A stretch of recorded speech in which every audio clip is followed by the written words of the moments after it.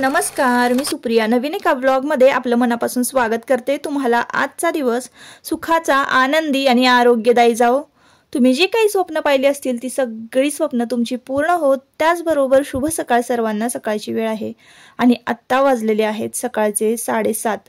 तर 7:30चं हे टायमिंग आहे आणि 7:30 वाजले ना की मग थोडं ऊन पडायला सुरुवात होते। आजचा वार आहे शुक्रवार। गुरुवारचा व्हिडिओ लगेचच गुरुवारी रात्री अपलोड केलेला होता, पण शुक्रवारचा व्हिडिओ त्याच दिवशी अपलोड करायला जमला नाही। खूप दमछाक झाली होती ताईंनो। गुरुवार असेल ना की काम खूप पडतं आणि मग त्यानंतर दुसऱ्या दिवशी सुद्धा ना खूप सारा थकवा येतो। तर मग त्या दिवशी ना लगेचच गुरुवारी व्हिडिओ अपलोड केलेला होता मी, पण शुक्रवारचा जो हा व्हिडिओ आहे तर तो तुम्हाला आज शनिवारी येत आहे। तर सकाळी सकाळी नेहमीप्रमाणे माझी अन्नपूर्णेची पूजा चालू आहे। क्लिनिंगची जी काही कामं असतात ना ती सगळी झालेली आहे, जे की मी तुमच्याबरोबर गुरुवारच्या व्हिडिओमध्ये शेअर केलेली आहेत। गुरुवारी ना मी पहाटेपासूनचं जे काही माझं रुटीन आहे तर ते सगळं मी तुमच्याबरोबर शेअर करते। आज काय मी ती व्हिडिओ क्लिप घेतलेली नाही क्लिनिंगची। तर तुम्हाला हे जे रुटीन आहे ना माझं, अन्नपूर्णेचं पूजन, तुळशीला पाणी घालणं, ह्या सगळ्या गोष्टी, देवपूजा, तर ह्या तुम्ही खूप मिस करता किंवा तुम्हाला आवडतं हे रुटीन, म्हणून मी तुमच्याबरोबर शेअर करते। तर अन्नपूर्णेची पूजा झाली, देवपूजा झाली घरातली की लगेचच तुळशीला पाणी घातलेलं आहे। आणि आज तुळशीला पाणी घालायला थोडा उशीर झाला, तर ऊन पडलेलं होतं नुकतंच। सूर्यदेवांनी दर्शन दिलेलं होतं, तर म्हटलं चला सूर्यदेवांना अर्घ्य अर्पण करूया। पौष महिन्यामध्ये आता पौष महिना लागल, मार्गशीर्ष महिना संपला की पौष महिना लागल आणि पौष महिना म्हणजे सूर्यदेवांची सेवा करण्याचा, भक्ती करण्याचा महिमा आहे। सूर्यदेवांना पौष महिन्यामध्ये दररोज जरी तुम्ही अर्घ्य अर्पण केलं ना तरी खूप चांगलं आहे ताईंनो। सूर्यदेवांना अर्घ्य अर्पण केल्यानं काय होतं तर ताईंनो, म्हणजे आपल्या कुटुंबामध्ये जर कोणाचा अकाली मृत्यू होणार असेल तर तो टाळता येतो आपल्याला, आणि आपलं आरोग्य जे आहे ना तर ते अगदी व्यवस्थित राहतं। तर हा फायदा आहे सूर्यदेवांना अर्घ्य अर्पण करण्याचा। आणि माझ्या आजी पण करायची ना, तुळशीला पाणी वगैरे घालायची, त्या गोष्टी सगळ्या माझ्या लक्षात आहेत, त्यामुळे मला पण सवय आहे। आणि आता आहे ना बघा, मी चहा ठेवलेला आहे। सकाळी सकाळी तुम्हाला मी खिडकीतून सूर्यदेव दाखवले, खूप छान दर्शन होतं ताईंनो। ही सकाळची जी वेळ आहे ना खूप छान असते।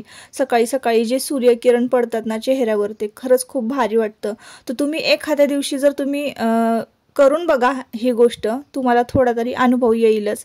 तर सकाळी सकाळी काय करायचं, तुमची आंघोळ झाली, मग तुम्ही कोणीही असू द्या, तुम्ही लेडीज असाल, जेंट्स असाल, तर आंघोळ झाल्या आहे ना लगेचच आपल्याला देवाला नमस्कार करायचा, किंवा तुम्ही देवपूजा जर तुम्ही करत असाल नित्यनियमाने तर देवपूजा करायची। आणि देवपूजा झाल्यानंतर ना सूर्यदेवांना पौष महिन्यामध्ये अर्घ्य अर्पण करायला सुरुवात करा, म्हणजे पाणी घालायला सुरुवात करायची। आणि पाणी घालताना तुम्हाला जर सूर्यदेवांची नावं येत असतील तर ती सगळी नावं घ्या, नसेल येत तर ओम नमो सूर्यदेवाय नमः एवढं म्हटलं ना तरीही चालेल। तर आता आपल्याला तर शाळेत शिकवलेलं असतं सूर्यदेवांची सगळी नावं, तर मी सगळीच नावं घेते। भास्कराय नमः, मित्राय नमः, रवये नमः, सगळं असं। तर ते नावं घ्यायची, जितकी नावं येतील तितकी। तर तसं मी सूर्यदेवांना अर्घ्य अर्पण करत असते। आज आहे शुक्रवार ताईंनो, आणि काल सुद्धा माझा उपवास होता आणि आज सुद्धा उपवास आहे। तर आज ना थोडा उशीर झाला, तर काल ना मी लवकर उठले होते ना, 4:30 वाजता उठलं की मग मला वेळ बरोबर पुरतो कामासाठी।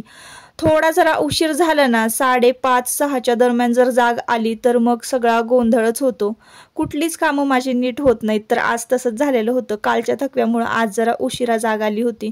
तरी पण मी पटपट सगळी कामं केली। आणि हे 7:30चं टायमिंग जे आहे ना माझं, डब्याला सुरुवात करायची असते मुलांच्या, तर आज मुलांच्या डब्याला भाजी कुठलीच करायची नव्हती। तर रात्री ना थकवा आला होता, त्यामुळे उपवास सोडण्यासाठी तुमच्या दादांनी ना हॉटेलमधून काजू करी आणलेली होती।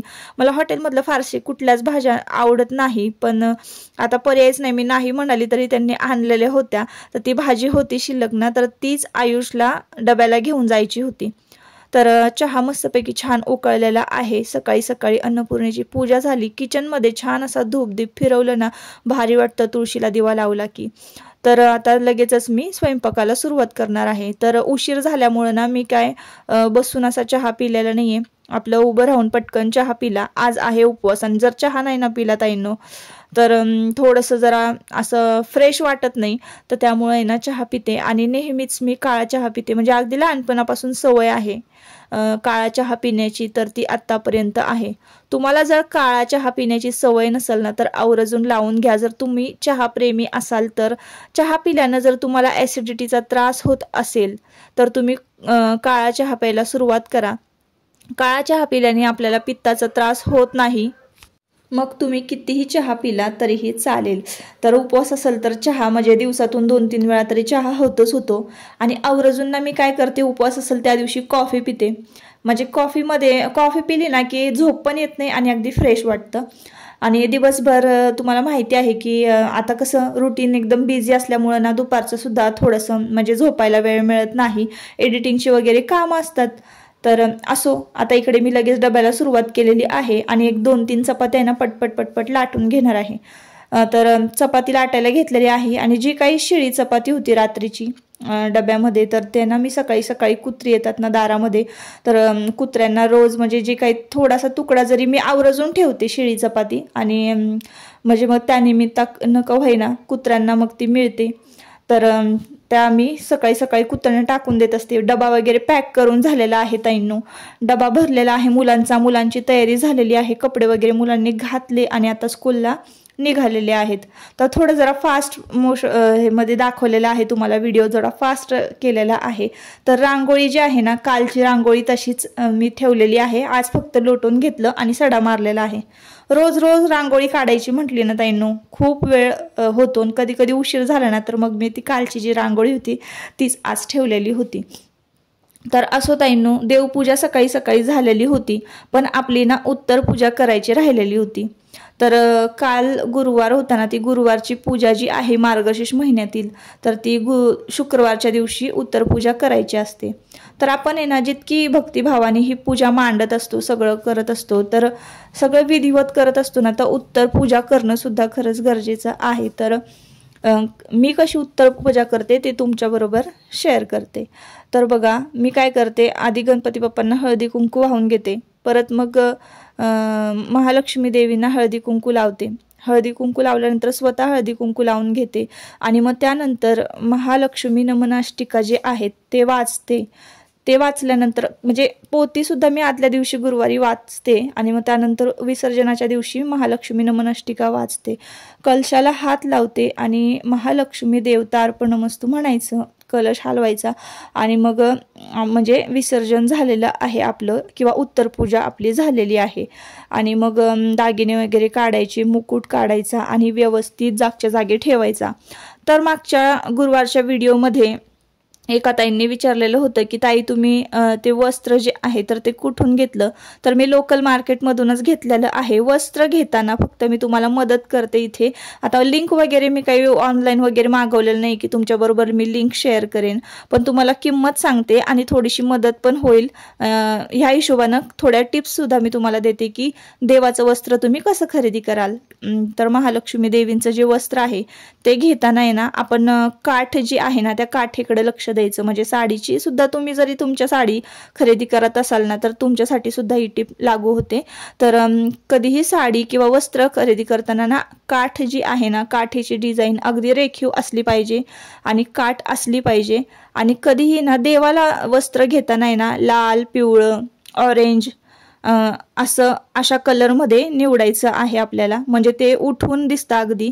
तर बघा मी पिवळ्या कलरचं वस्त्र आणि लाल कलरची काठ असलेले वस्त्र जे आहे ते घेतलेलं आहे देवीला आणि पूजा मांडली की ना ती अगदीच उठून दिसते. तर अशा हिशोबाने तुम्ही वस्त्र खरेदी करू शकता. आणि ह्या वस्त्राची किंमत जी आहे तर ती 180 रुपयाला मी हे वस्त्र घेतलेलं आहे. त्याबरोबर मला ओढणी आणि वस्त्र हे मिळालेलं आहे. तर मी तुमच्याबरोबर फोटो शेअर करेनच किंवा गुरुवारच्या व्हिडिओमध्ये तुम्ही संपूर्ण पूजा जी आहे ती पाहिली असेल तर तुम्हाला वस्त्रसुद्धा दिसलं असेल. तर घर बघा सगळं आवरून झालेलं आहे आणि सगळं टकाटक. बघा आत्ता 11:30 वाजलेले आहेत आणि 11:30 वाजेपर्यंत ना माझी घरातली सगळी कामं होतात, क्लिनिंगची कामं होतात. आणि इकडे मी उत्तर पूजा केली आणि लगेचच वैभवलक्ष्मीची जी काही पूजा असते ती मांडून घेतलेली आहे. खरं तर वैभवलक्ष्मीची जी पूजा आहे ना तर ती संध्याकाळच्या वेळेला 6:45 7च्या दरम्यान मांडायची असते। पण काय होतं ना ताईंनो, खूप गडबड होते आणि मग मला खूप उशीर होतो। त्याच वेळेला मुलांचा सुद्धा अभ्यास घ्यायचा असतो, घरात स्वयंपाक सुद्धा करायचा असतो, तर सगळी कामं एकत्र येतात। मग मी सकाळी पूजा केली ना, तर म्हटलं चला आता उत्तर पूजा केलेली आहे तर वैभवलक्ष्मी व्रताची जी पूजा आहे त्याची सुद्धा मांडणी करून घेऊया। तर थोडक्यात हे सुद्धा मी तुम्हाला सांगते की मी त्याची मांडणी कशी केलेली आहे।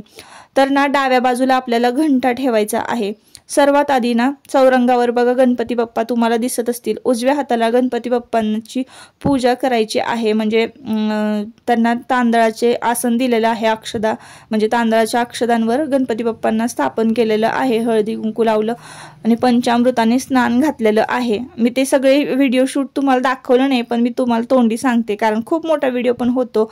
तर पुढे विडा ठेवलेला आहे, रुपयाचे नाणे, त्यावर सुपारी। खूप साध्या पद्धतीने ही पूजा मांडायची असते। आणि त्यानंतर पाण्याने पूर्ण भरलेला एक कलश घेतलेला आहे म्हणजे तांब्या, आणि त्याच्यामध्ये ना हळदी कुंकू, रुपयाचं नाणं आणि सुपारी, थोड्याशा दुर्वा हे सगळं घालायचं आणि त्यावर ना तांदूळाने भरलेली वाटी ठेवायची, त्यावर रुपया ठेवायचा। जर तुमच्याकडे सोन्याचं नाणं नसेल म्हणजे सोनं म्हणजे एखादी सोन्याची वस्तू जर असेल ना तर ती ठेवायची, किंवा चांदीची असली तरीही चालते।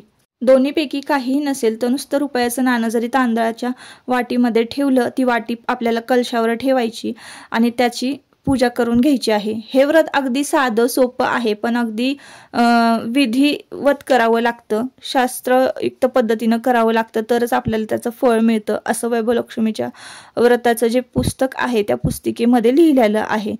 तर गोड शिऱ्याचा नैवेद्य इथे दाखवलेला आहे आणि एक अगदी साध्या पद्धतीने ही पूजा मांडलेली आहे।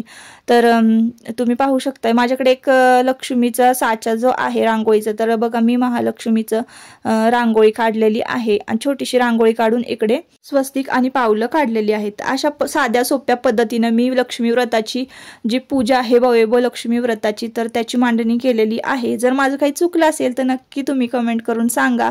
आणि आजचा जो व्हिडिओ होता तो खूप साधा सोप्या पद्धतीचा हा व्हिडिओ होता।